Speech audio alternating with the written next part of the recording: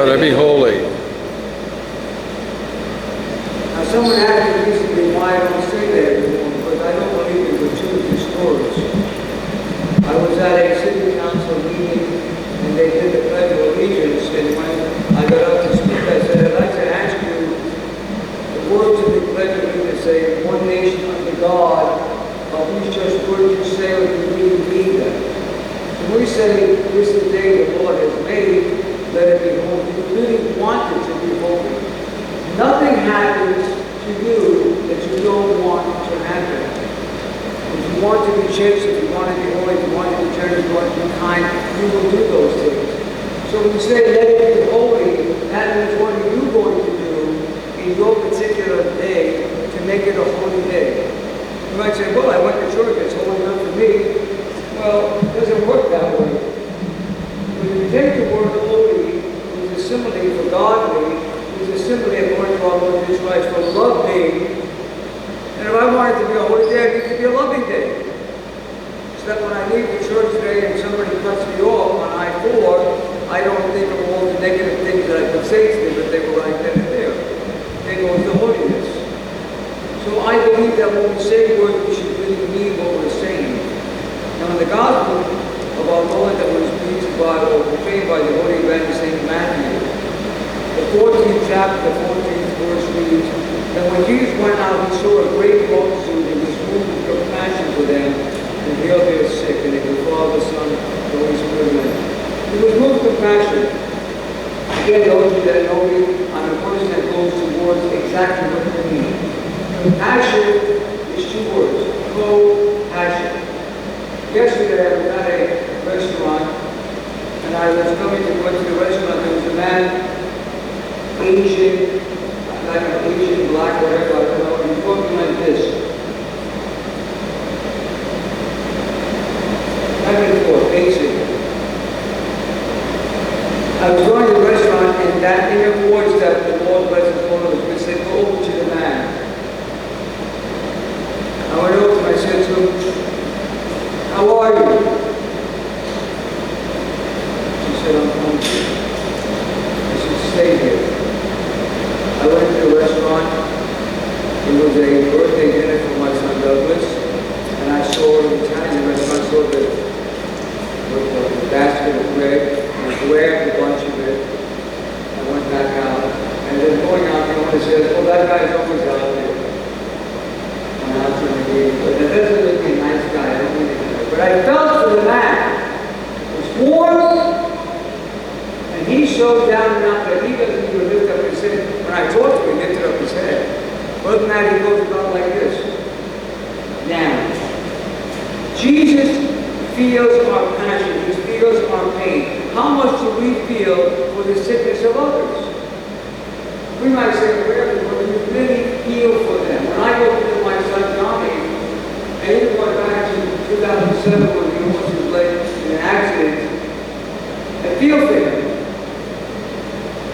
Let's just go to my son, because I walk 3 miles 6 days a week. I would not be able to walk the 3 miles if I lost one of my legs. I have to give it up. But I love doing that walk. So I feel that I have a feeling for the passion of him not having the leg. So when we see people that are down and out, and this amazes me, how people call themselves Christians without any compassion for other people. Not caring at all. Just going about and saying that it's none of my business. It is your business. It's my business. It's our business. Because we like to think of ourselves as Christians. And Christian, let me tell you about Christianity. Christianity brought about major changes in the world. Major. Before Christianity, lording it over people, enslaving people, was common. The Roman Empire was common. It was common all over the place. What ended the enslavement of black people in this country was from Christianity. They said, this is wrong. We can't continue to do this. Even what gave women the right to vote was, and I want you ladies to hear this, because I like to pick on this. You blame everything upon the white man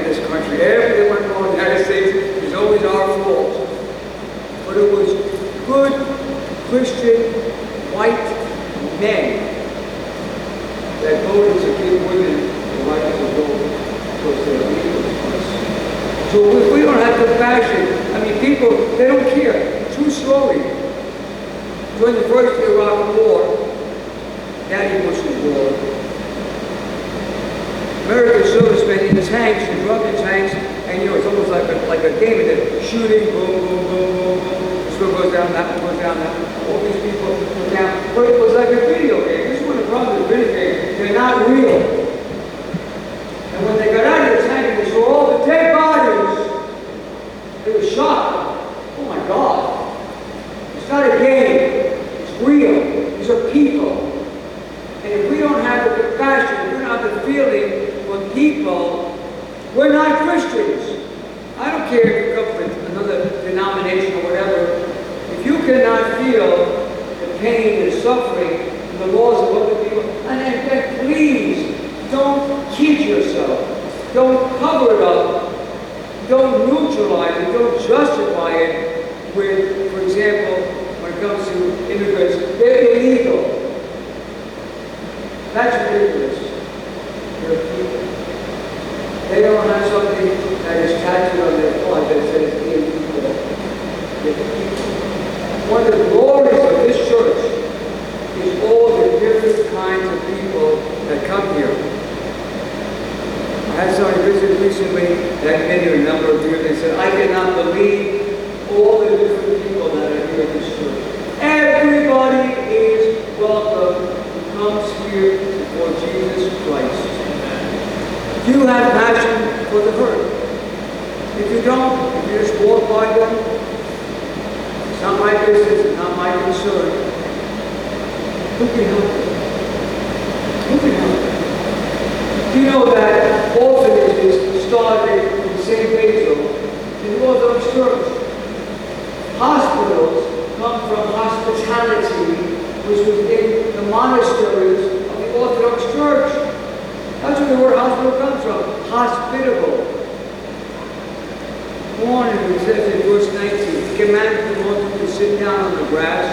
They took the 5 loaves and 2 fish, and looking up to heaven, he blessed and broke and gave the loaves to the disciples, and the disciples gave it to the multitude.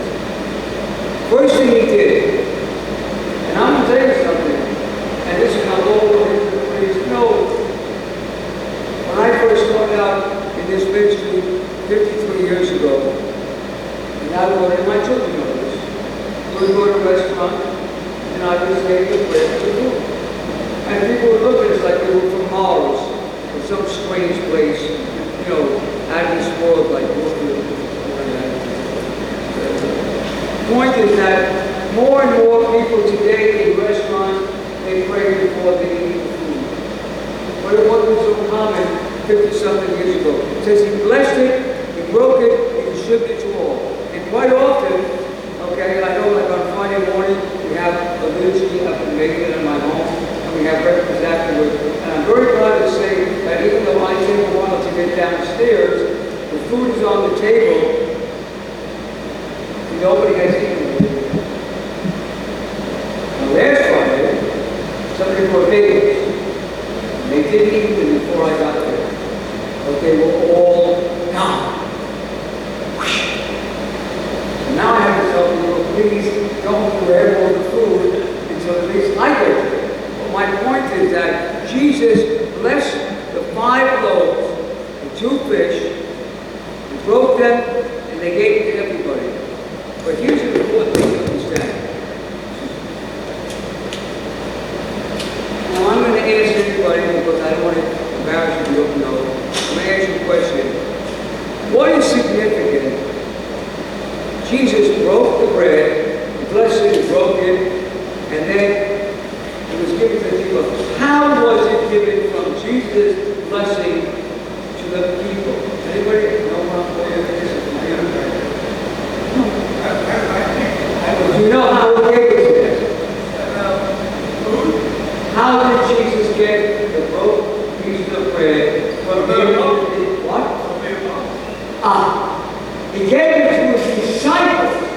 He didn't sit there. He could have sat there and got all the credit and said, here you go, here you go, here you go, here you go. He gave it to the disciples, and the disciples gave it to the people. What analogy, again, if you think you know where I'm going with this, put your hand up. What analogy do you think that lives to us in His present day. He gave it to His disciples, who gave it to the people. Anybody know where I'm going with this? The church. He gave it to the church. The church distributes God's sustenance. I remember a number of years ago, a friend of mine, relative of mine, he was involved with a Roman Catholic group of men called promise keepers. And he told me how great it was and so on and so forth. I was visiting him. He said, "You want to come to a meeting or my friend's house?" And I said, "Okay." So we went to the friend's house. We had a nice couch and chairs, and there was a coffee table in front. And the friend says to us, "Would you like communion?" I said, "Yeah." So he put the bread there, and he had some, I don't know if it was wine or grape juice. He said, "Let's really say, oh, Father, whatever." I didn't take that, because I knew it wasn't the body and blood of Christ. The body and blood of Christ. The church distributes God's, we say sustenance. Does anybody in here put your hand know what the word sustenance means? Anybody? What does the word sustenance actually mean? No. Sustenance. Something filled by substance.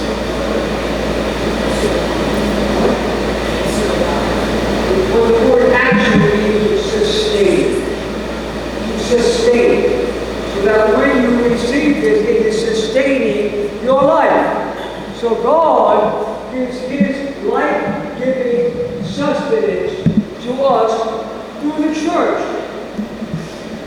Somebody told me the other day they had gone to some sort of, I don't know, Bible study or whatever, and they were talking about all the different churches. And he said to me, "Father, where did all these churches come from?" Now, anybody knows me knows that FJ said it the way it is. Straight out. Straight out. Don't play games. I said, "The devil."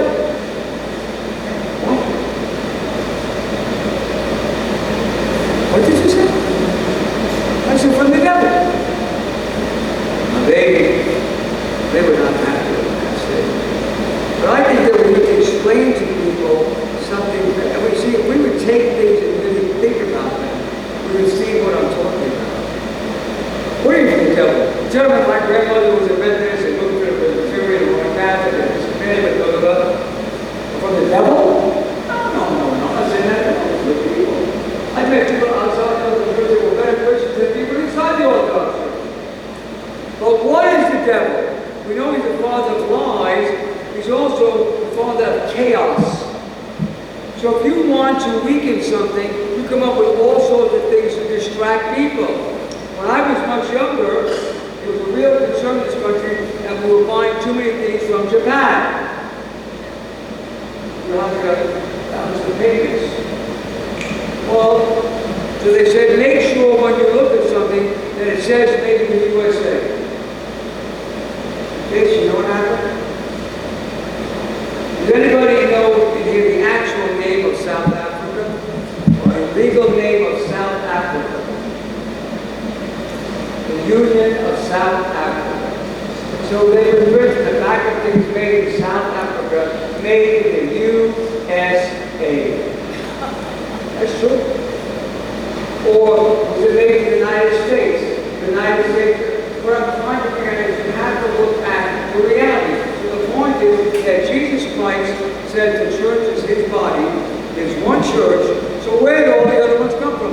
Why did I say the devil? Because the devil sows chaos, confusion. I don't know anymore. We have things going on in this country in the name of Christianity which are abominable, terrible. Are you kidding me? You really need to think this is my favorite. I've said it before, but those that are new. You don't know what the Ku Klux Klan is, check it out. It's a racist group, and they love to go and take people of color and hang them. And when they hang them, they go with the color of their skin,